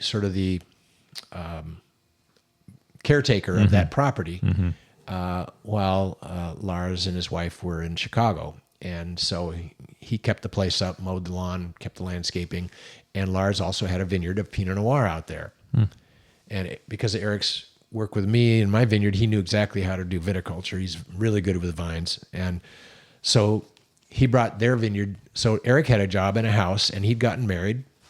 And so I would go out and hang out with Eric and Anna and my grandson. And that's where I would take my showers. And then I'd go back to the winery and sleep on the cot. Yeah. So I did that. And my wine was at Leonard's. And so then along about 2012, I met Daun Page. She was introduced to me by a mutual friend in Grand Rapids who was an investment banker, and his name was Bob, and Bob knew everybody in town. Being an investment banker, you know everybody's business, right? Pretty much, yeah. And of course, he knew all the people that were potentially my customers, and so Bob helped me get a bunch of new customers, and he introduced me to Daun. Daun and Bob met at the coffee shop, and Bob says, "Hey, there's this guy I know. He's a winemaker, and he's a widower now, and I think you guys would get along great." Didn't mention that you were living in a cot in a winery. He did not. Yeah. He did tell her that I was, struggling to save my business. I was going through some tough times, and it turns out Daun had been recently divorced, and she and her ex-husband had built a very successful business, and she was still half owner of that business. Mm-hmm. But it's hard to have a business with somebody you're divorced from. It's hard to have a business, period. So yes, I got to imagine so if that your makes business it even partner harder. is your half owner partner, Yeah. and it was it was an acrimonious divorce, to put it mildly. Okay, yeah. So anyway, it was hard on her to be part of that business, and she was looking for a way to get out of it. Mm-hmm. I guess she saw, and we went out on a date and fell in love. Yeah. It was really amazing, really remarkable. And so she started, I've always been interested in growing things. I'm a plant person too. And I'd like to, show me the vineyard, show me what you do, and the only red wine she liked was Pinot Noir. Well, that happens to be one of my favorites as well. Sure. So, she tasted my Pinot Noir and she says, "That's the best Pinot Noir I've ever tasted," and she was thought this is pretty cool. And she gradually became interested in my business. So I guess what happened was 2012 happened. We made a couple trips to France together and we got married in the vineyard. And in France? No, or here? In at your vineyard? At Avonlea in Okay, Buchanan. Got it. We got married in the vineyard, and Daun rented a tent, a little circus tent, and we had catered food, we had a band, we had everything. It was just all out in the vineyard. It was a gorgeous September day. And Bob, the guy that introduced us, even though he's an investment banker, I helped him write the service because of my background in theology. There you go. So I was able to use that, and I helped him write the service, and Bob actually married us, did the ceremony. So he's really a full service friend there. Yeah. Anyway, so that's kind of the crazy story about how that happened. So then, Daun came to work with me, and she could still do her business off of her little computer that she carried with her everywhere. She had a little Mac Air. Mm-hmm. And since she was accounting and doing all that stuff, she was not involved in the sales or anything. That's what Joe was doing. So she could take her accounting with her everywhere she could go. So I had by that time I had an apartment in Buchanan, downtown Buchanan, above the coffee shop. And Daun still had her condominium in Grand Rapids. Mm-hmm. And so I would make marketing swings up through Grand Rapids and Kalamazoo and the shoreline and hang out with her for the weekend. And then next weekend she would come down and we would do the southern route, shoreline, and take care of business in the vineyard and all that. And she jumped right into the vineyard. She loved the vineyard. She loved the vines. She loved working in the vineyard. And she learned, she's a really fast learner. Mm-hmm. So next thing you know, I've got a business partner that knows just about everything about viticulture that I've learned. Yeah. And turns out she's got an excellent palate, and she's an excellent cook, just like Ray Lee was. And so we still do the food and wine thing at the house, so. Yeah, Dawn's great. I mean, I've gotten a chance to know her over the years too. Yeah. She's a phenomenal asset to the business amazing, and a great person. So that's kind of the way we, then what happened was one of my customers, a gentleman by the Jim Wardlaw, had this fabulous property, and he decided he wanted to grow grapes for me. And so he invited me up to see his property. So I came up to the Fenville area, because he's between Fenville and South Haven, mm-hmm. In a little town, outside of a little town called Pullman in Casco Township. So I came back up to where I started. Fen Valley is where I started my first Wyncroft. Yeah. came back to my source, I suppose. And so Jim's showing us around the property. Well, he's showing me around the property, and I drew maps of where he could plant vines and everything. And then he had some reverses in his life and job changes, and then he went through a divorce. And so he said, Jim, I got to sell this place. Mm-hmm. He says, your customers are probably, we're talking about a 100-acre estate, gated estate, beautiful, with a fantastic home on it. And landscape grounds. I mean, the place looks like a park. And so, he says, can you help me sell my place? I got to sell it, And so I said, well, I think I can help you. So I took some pictures and I sent out some emails with these pictures to some of my clients that I thought, might have some interest. Right. Well, this was right when the real estate market was starting to kind of crash. And we could not, I think it was on the market for 1.5 years, and he could not find a buyer. And he'd gotten a new job over in Rochester, New York, or Buffalo, New York, I'm sorry, and was needing to move. And, it was a big pressure time. Well, but he was a customer of mine, and he ordered some wine, and Daun had gone up to the place before, but she'd never, just to drop off wine and drive back out. So we're up there dropping off the wine for Jim Wardlaw, and Daun says to Jim, I've never really gotten the grand tour of this place. And Jim says, oh, have you got some time? And we said, yeah. He says, well, let's go over to the garage. He says, the Toro's in the garage. He had one of these 4-wheel drive dump bed Toros that you see on the golf courses, and so we went over to the garage, and turns out the garage is built into the side of the hill, and there's an 11-foot basement under the garage. And that's where he kept the lawnmowers and the tractor and everything down there. As we're descending the spiral staircase into the bottom of this, under the garage, to get into the Toro, and of course it has a garage door that opens up out to the fields. Dawn's looking at me, and she's thinking what I'm thinking. This is a perfect wine cellar down here. Yeah. It's underground and everything, it's not real big, but it's, big enough, I think, for us. And so we hop in the Toro and we drive around the property, and of course it's a magnificent property. And so when we're leaving, we're driving down the driveway, and Dawn turns to me and she goes, you might think I'm crazy, but I think we should buy this place. And I said, I think you're crazy. Yeah.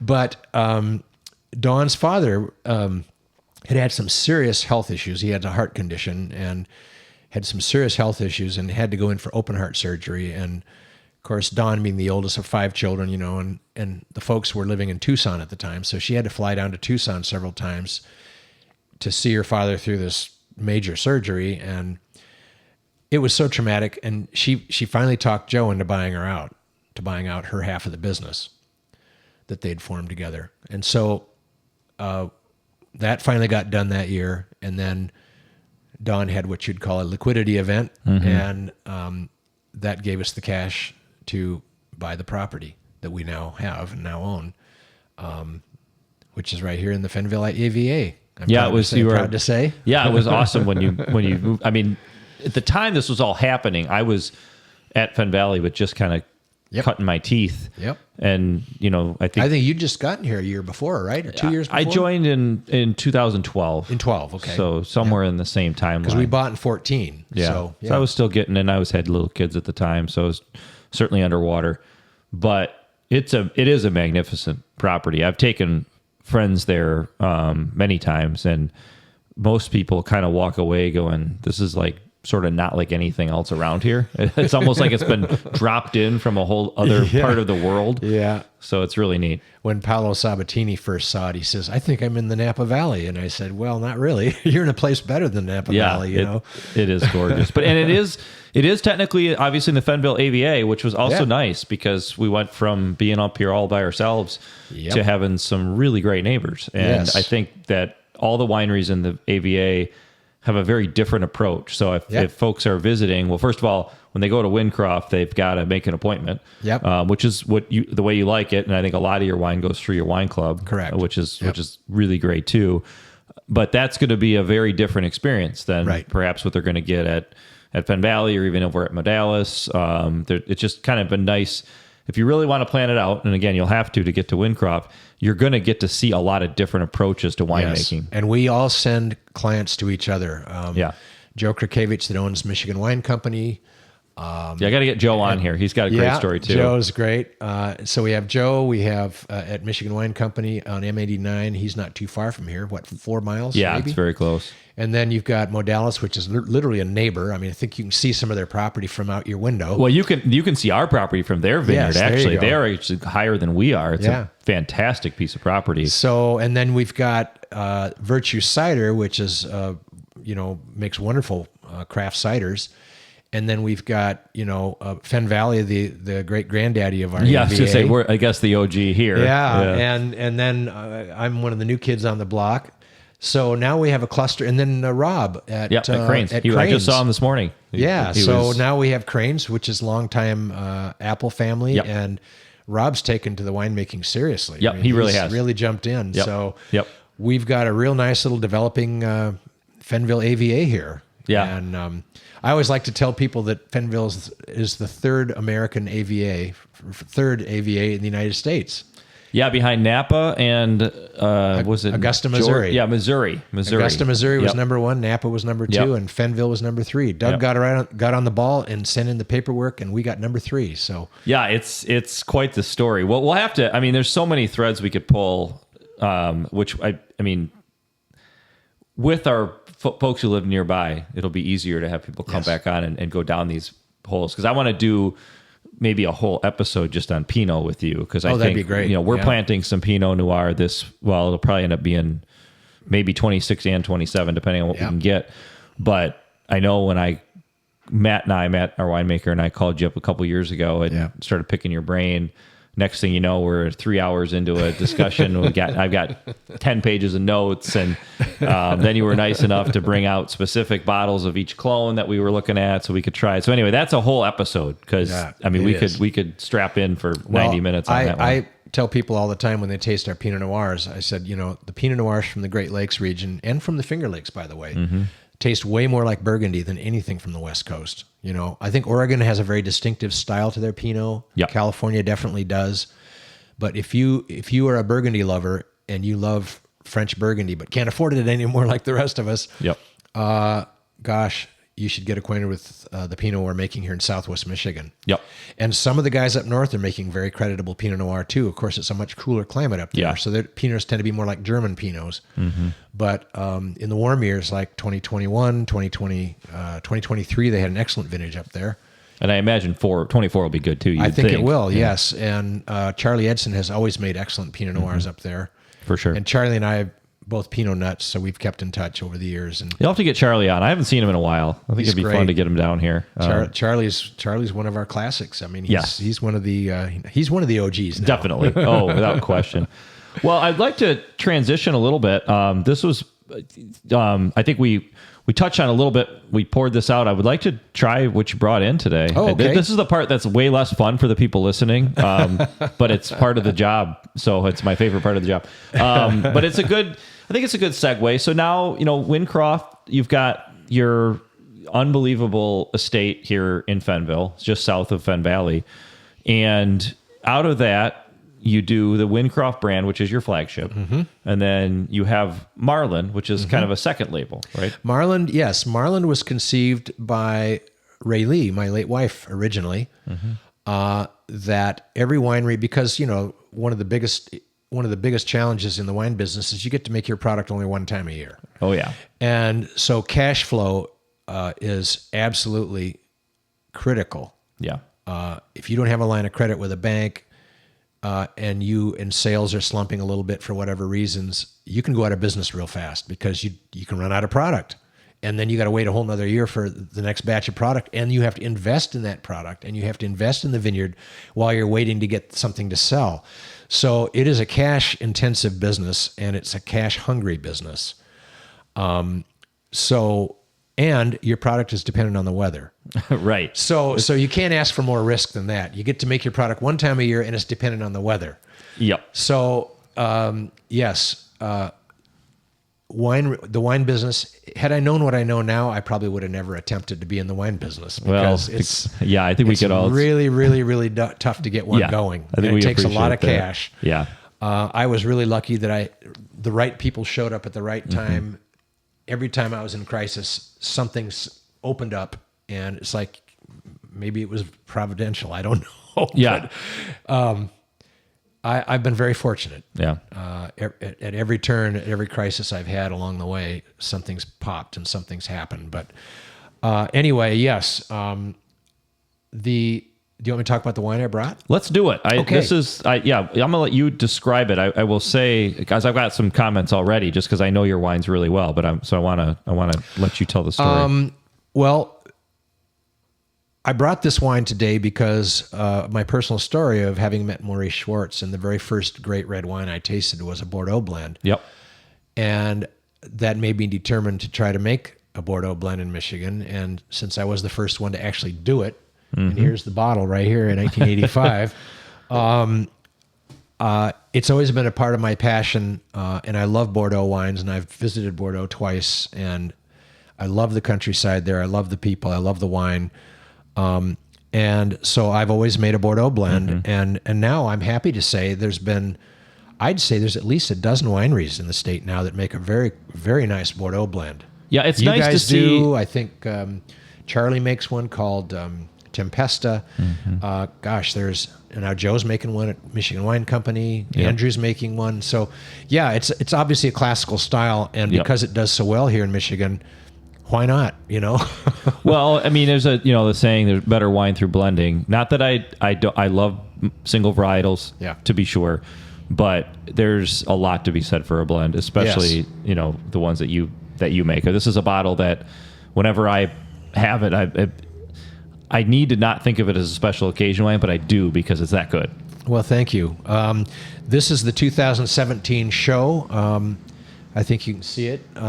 This is the Chinese symbol for longevity. Okay, I'll put a close up of it on the video feed. I designed my own labels, and I wanted to come up with a label design that you could recognize across the restaurant. People see this they know what it is. Yep. Just like when you see a James Bond film and you see that champagne come out with that ugly olive green shield on the label, everybody knows it's Dom Perignon. You don't have to read the label, So I wanted to come up with a package, and this beautiful slope-shouldered bottle is actually the original shape that Bordeaux wines came in. The sharp-shouldered bottle that they have now really only took off after the bottles were actually made with a mold. Okay. But this is the shape of bottle that Bordeaux came in when they used to blow the bottles. Hand-blown. Make it hand-blown.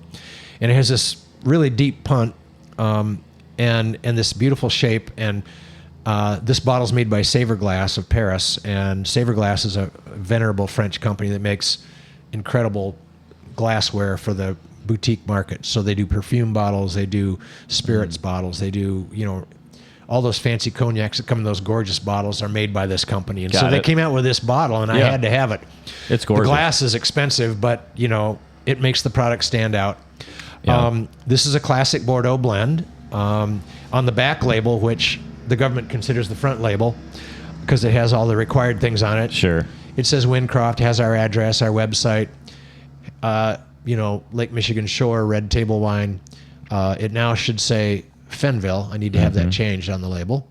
Just because it does. The new ones do say Fenville. It harkened back to when you were still had. This is 2017. I forgot to tell you that part. This is when we bought the property in right nearby here in 14. We immediately planted a vineyard, and of course I planted the Bordeaux varieties. And Doug Welch had told me years ago that Cabernet Sauvignon just doesn't ripen in Fenville. Well, I heard about this early ripening clone of Cabernet Sauvignon, clone 412, and so it had become available from France at that time, and so I ordered some and put them in just to see. Because you were growing different clones down in Buchanan. Well, and Buchanan is slightly warmer in the summer than it is here, so I was a little worried, so I planted Merlot because that ripens a week and a half to 2 weeks earlier than Cabernet, and I planted Cabernet Franc because it ripens a little sooner as well, and I put in a little Cabernet Sauvignon clone 412. Well, I got a really nice crop in 2017, and 2017 was the very first vintage of my new vineyard. Shock of all shocks, 2017 turned out to be a phenomenal vintage. It was warm way into the fall. These grapes came in, I don't know, they were 23.5% sugar, really ripe. And the Merlot and the Cab Franc, this particular bottling, I always put the blend on the back. is 38% Cabernet Sauvignon, 38% Merlot, and 24% Cabernet Franc. So really, by Bordeaux standards, this would be more like a wine from Saint-Emilion, like Chateau Figeac, one of the few chateaus in Saint-Emilion that actually uses Cabernet Sauvignon in their blend.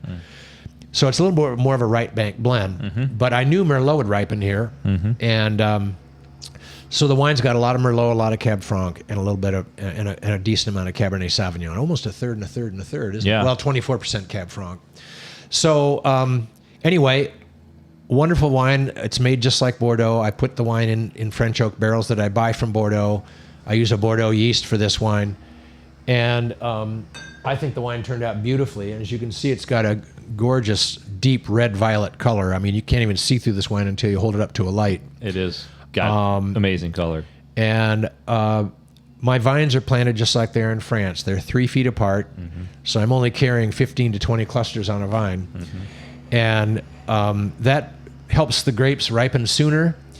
And I pull the leaves around the clusters so the sunshine hits my skins all the time. And that's also how you develop a really good thick skin that gives this beautiful deep color, and also lots of tannin, which gives the structure to the wine that helps it age. But the 17, I consider more of almost a California style from a cooler part of California, like Stag's Leap District, because it's super fruity, but it's got plenty of structure. Very classical nose of cassis and blackberry, you know, with that's just very. I do what the French do also with my barrels. I only put in 25 to 30% new wood in my barrel program. So this wine is some new oak, about a third new oak, about a third once and twice filled barrels, and then the last third are what we call neutral barrels, which means they've been filled so many times that they no longer impart any taste from the barrel. And the reason the French do that is because it's really easy to over oak the wine. If you have too many new oak barrels, the wine can taste woody. I don't want that. I want you to taste the fruit. So I follow that classical technique that the French figured out years and years ago, and it works here just like it does in France. So you'll be able to smell a whiff of the oak, but it will not ever dominate the wine. Yeah, I was going to say I've been able to, while you were explaining it a little bit, I've been able to smell it quite a bit. And here's the other thing I'll tell you. You mentioned this earlier, but when we opened this ahead of time to let it breathe while we were chatting, and the whole studio smells like the wine. Yeah. And that's because I've tasted quite a bit in this studio. That's the most full of wine smell the studio's been. So that speaks a lot to I think just how much structure is in this wine and how expressive it is and you know, I don't know, 2017, so what is this, 2025 now? So you know, we're probably 7.5 years old, getting to the point where it's starting to peak. You know, I think there's a lot of life in this thing. Yes. Oh yeah. It still tastes relatively young. And the color, of course, still young. The Bordeaux varieties, and that's why, you know, the show symbol means longevity, because these varieties make very age-worthy wines, and particularly in a cool climate like we have here, where our climate's nearly exactly like Bordeaux. Many people have heard of people opening a bottle of Bordeaux that's, you know, 20, 30 years old, and the wine is delicious, you know. And they do change over time, but these wines really hold together for a long, long time. But yeah, I could see where we could drink this wine 20 years from now. It would still be delicious. It hasn't even started to brick out yet in the color. No. So yeah, it still is retaining. It's at 7.5 years. The color is pretty much identical to what it was when I bottled it. And of course, the Cabernet family of grapes reveal more complexity with time too. So we'll start to get some of those nice secondary and tertiary aromas in these wines that you get in a famous Bordeaux, like dried mushrooms, the smell of the forest floor. You know, some of the minerality that you find in Bordeaux is already, I think, starting to show up in this wine. We also get good acidity. This is a really critical part of wine that people don't understand, I think. A wine will not age unless it has a good pH and good acidity. That's actually what, along with the alcohols, what preserves the wine over time. Right. And so when you have a cool climate where we have these beautiful, brilliant, vibrant fruit flavors, and this wine is naturally a little over 13% natural alcohol. So most Bordeaux's are between 12.5 and 13.5%. So even the actual chemistry of this wine is very similar to a Bordeaux wine. Yeah. Right now, this wine really reminds me of a wine from Pauillac. It's like Chateau Lynch-Bage or one of those more well-known of the Pauillac wines. I mean, the famous ones like Mouton Rothschild and Latour are, ridiculous amounts of money these days. Yeah. But you can still get a bottle of Lynch-Bage for $100, I think. But really nice cassis, black currant, black cherry, blackberry, very black fruited, I'd say this wine is. Yeah, I think one of the things I like about your show blend that I'm definitely experiencing with this, because I don't know if I have it. I may have a 17 buried in the cellar somewhere, but I've certainly been drinking newer stuff of yours lately, is I really feel like your show blend, I can pick out the individual varietals. Definitely. Like I pick up some eucalyptus from the Cabernet Sauvignon, this kind of floral aromatic from, I suspect, the Cabernet Franc. Yep. The structure and all that dark fruit of the Merlot kind of laying that baseline down. Yep. But they're not disjointed, No. So you pick them up, but they're working together. It's like an orchestra, right? Not a bunch of random instruments playing. Yes. And so I just love how complex this is, but yet approachable, and just how like I said, I can pick out something different every time I come back to it. I can envision the grapes in my head, and that's really, really a neat wine from that point of view. What I'm noticing right now, the finish, of course, is just going on and on. Yeah. But I'm getting this very nice frosting, and I'll call it a frosting of it's like if I take a sip of this Pellegrino, the bubbles crackle and pop in your mouth. Yeah. In the case of this red wine, I'm getting that effect except with tannin. Yeah. So I'm getting this nice coating of what I call cocoa powder tannins. It's like there's this little, they're like very fine dust. And those are my favorite kinds of tannins. I deliberately try to not extract those really heavy, chunky tannins because I don't like that. I don't like that furry feeling in my mouth that much. I don't find that pleasurable. Secondly, my favorite Bordeaux's, I think, come from the village of Margaux, and they're known for their silky finesse and elegance. And that's the style I think our Fenville AV makes the best, is that sort of style of the Margaux style. And I think also, I don't want people to wait 20 years to drink this wine. You know, you don't have to. Yeah. So let me ask you a question then. So how do you think you're doing that? Is that through limiting seed contact, or how are you getting more of the cocoa tannins and not some of the more aggressive ones? Right. The first is your equipment has to be gentle. I have my destemmer crusher machine where you put the grapes through to take the stems out. That's the first thing, is I remove the stems. The stems are the source of an awful lot of tannin. Yeah. And in the older Bordeaux's, they would often use quite a few stems. They would just throw the whole clusters into the vat. Probably because they had no choice really with equipment. Yes. So now we have destemmer crushers, and it's a two-part machine that you throw the grapes into the hopper and it flips them around really fast. Right. And the grapes fly off the stem structure by centrifugal force, and they go. The cylinder that's spinning them around really fast with this paddle has holes in it, so the grapes fly through these holes, but the stems get stuck inside, and then there's a paddle inside that moves them to the end, and then they drop out the end, but the grapes stay inside and drop down into a secondary chamber that has these rollers in it. Yep. And the rollers pop open the grapes. Right. The crushing part of the destemmer crusher. So I run my crusher destemmer at a fairly slow rate because I don't want to rip chunks of the stem structure off, which will add to the green tannins and the heavy tannins. And then I set my rollers so that I'm only popping open like half the grapes. Got it.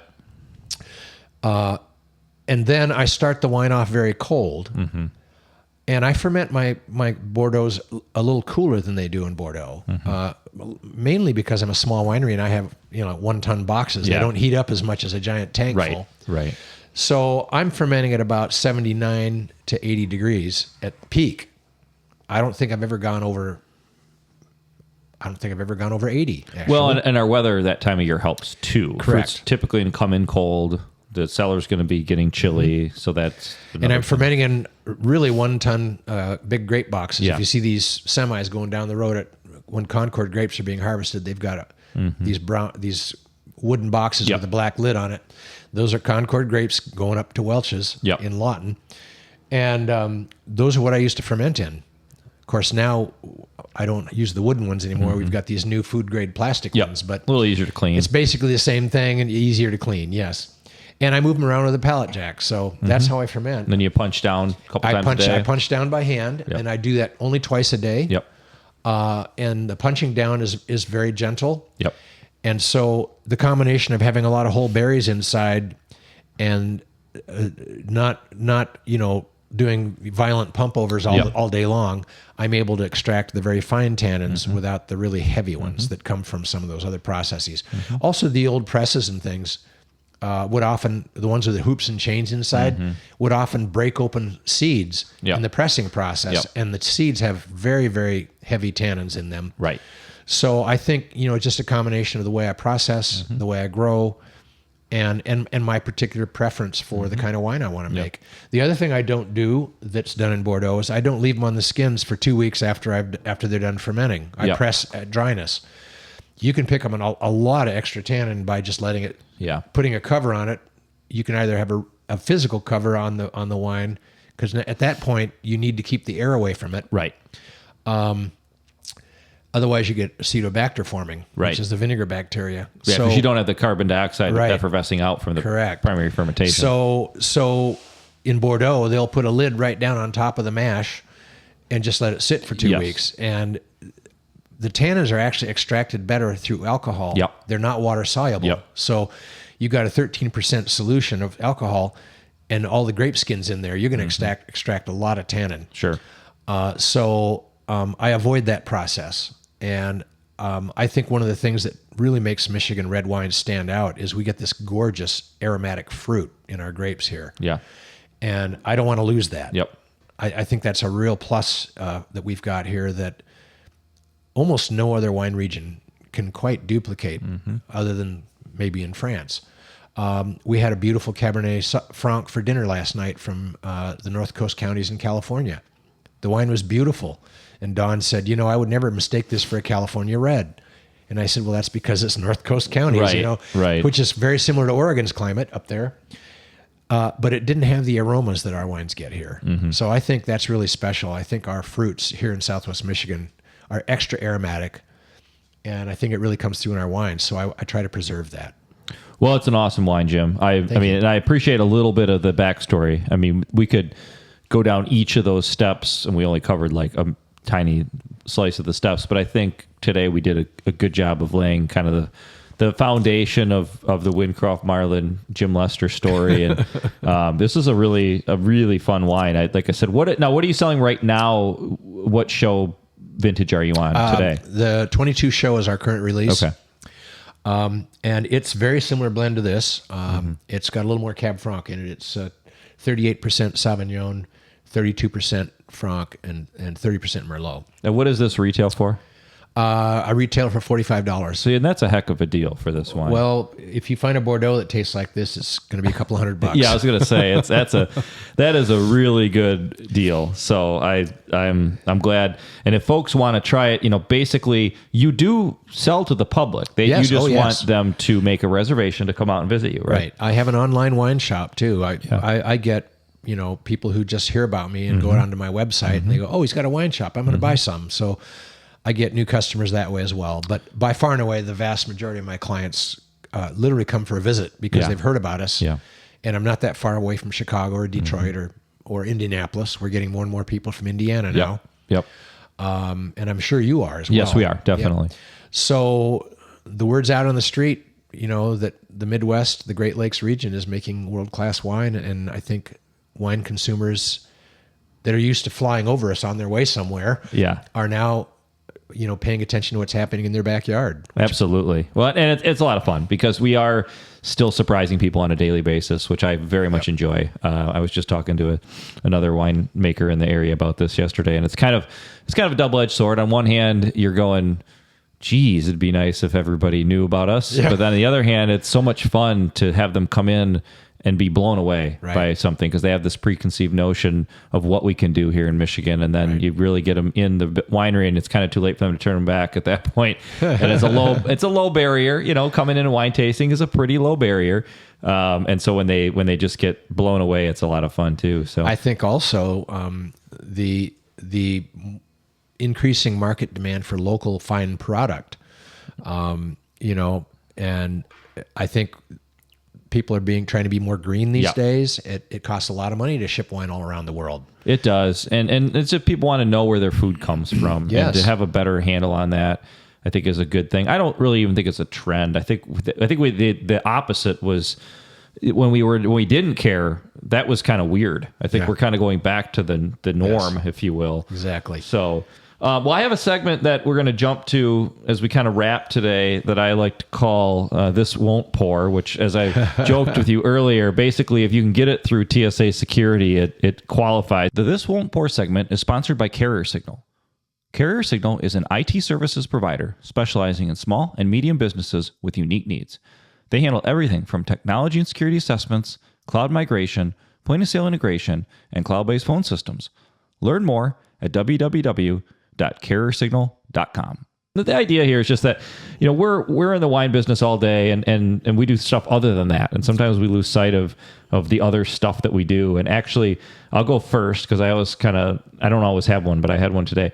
I just wrapped up a couple episodes ago. I talked about one of my favorite tools, Libby, which is a way to rent audiobooks or Kindle books through your local library for free. And it's a really cool thing.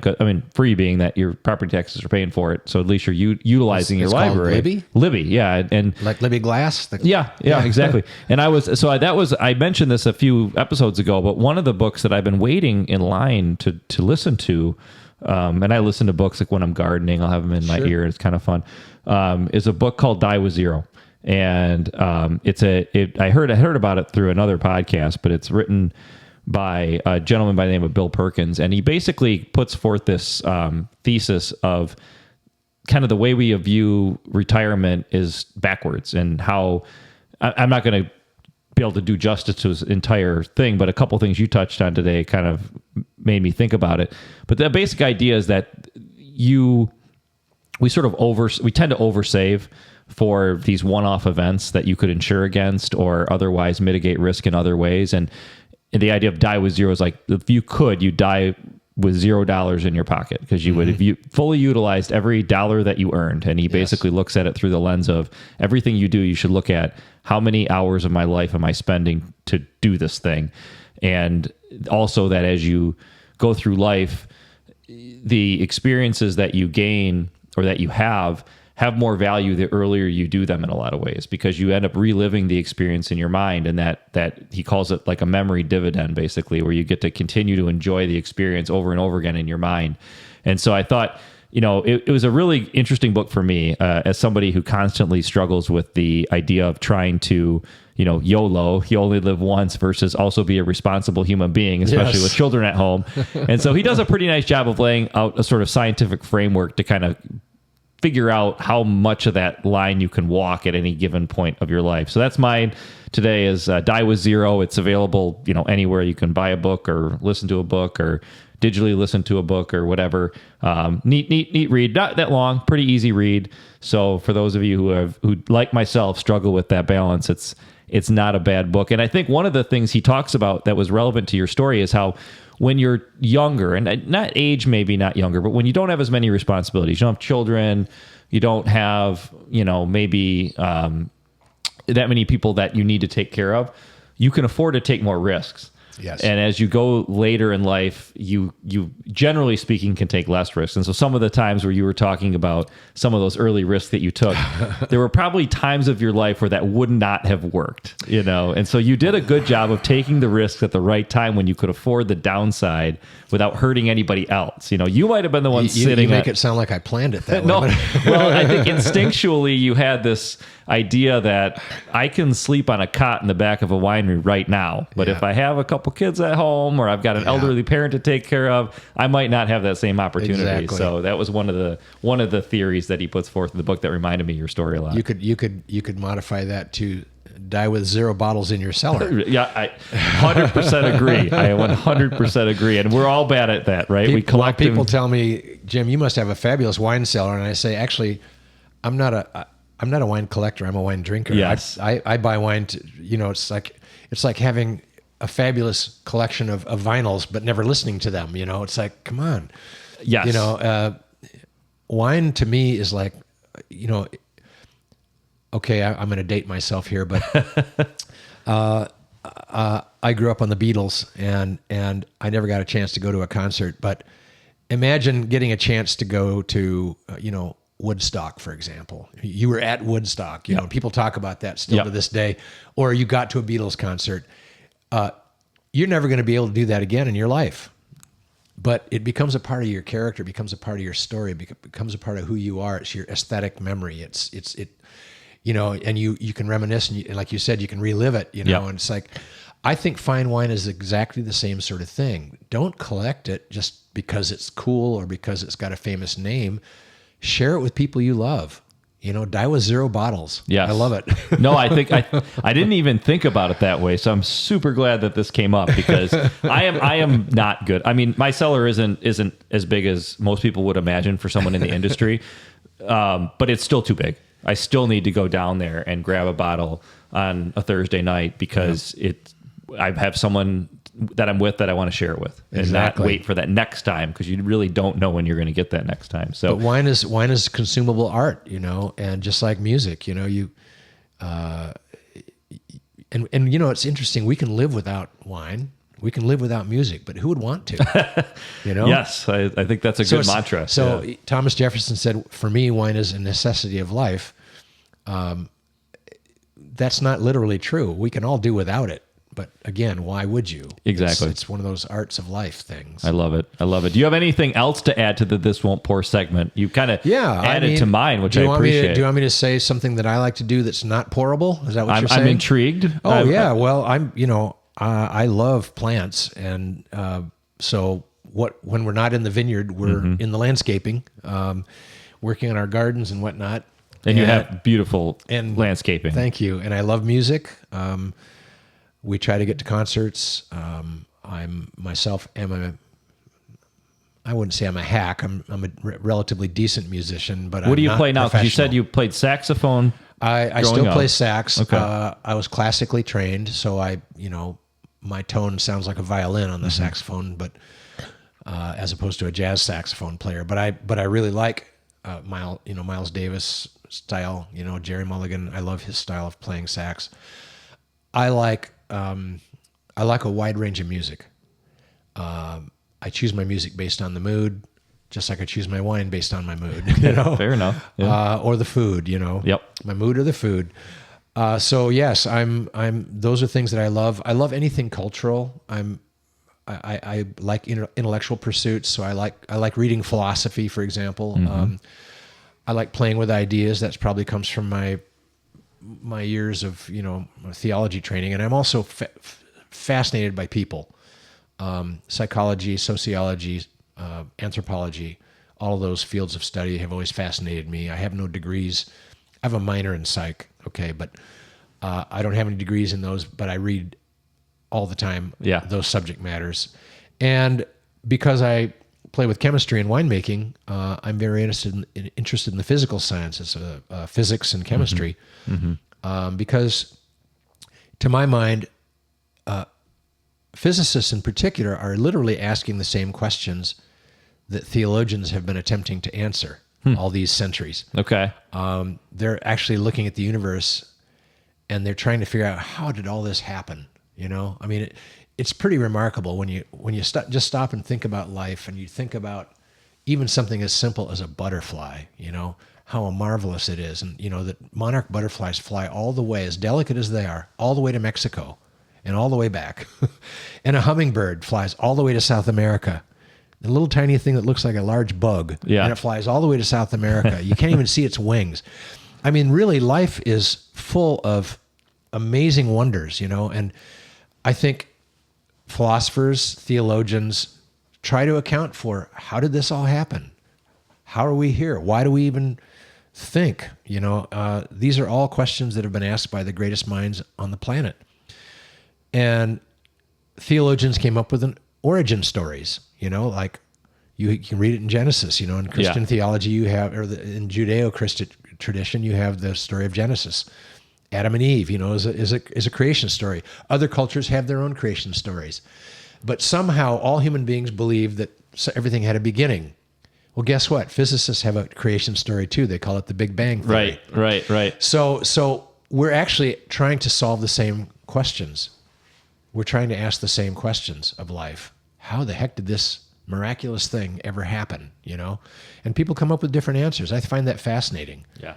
And maybe the truth is, just like this blend, a blend of all of it. Yeah. Well, that's probably true. You probably got real close to it there in the end. Well, Jim, this has been awesome. I mean, I knew it would be a lot of fun to have you on. I wish that we had another 4 hours to go. We'll get you back. I mean, the local team is going to be... We'll do the Pinot Noir thing. The Pinot Noir thing. We may bring in a couple. I got one more chair. We might bring in another person here to do Pinot together, because I think we could do that. Oh, yeah, that'd have a lot of fun. So we'll have you back on. But anyway, thank you so much, Jim. Jim from Wyncroft Marland, one of our neighbors, just one of the OGs in Michigan wine industry, and just a really fun guy, nice guy to be around. And we're going to go to working on that Die with Zero wine philosophy here starting today. So thanks again, Jim. We'll definitely look forward to having you back. Thank you very much.